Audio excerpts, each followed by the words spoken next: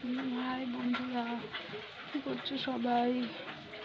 আমি রান্না করছি, তো তেল ছিটে এসছে, দাঁড়াও তোমাদেরকে দেখাই। আজকে করছি ট্যাংরা মাছের ঝোল, আর হচ্ছে চিংড়ি মাছ দিয়ে তোমার কুমড়ো শাক শাশুড়ি কেটে দিয়েছে। দাঁড়াও, মাছ ভাজা বসিয়েছি, ভয়ে পালিয়ে এসেছি, ছিটকাচ্ছে।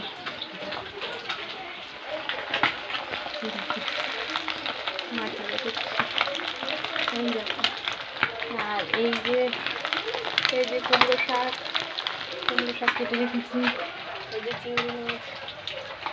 এখন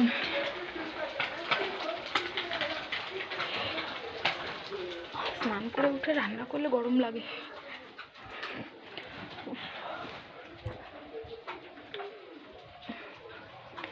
পাখাটা চালালাম, গরম লাগছে।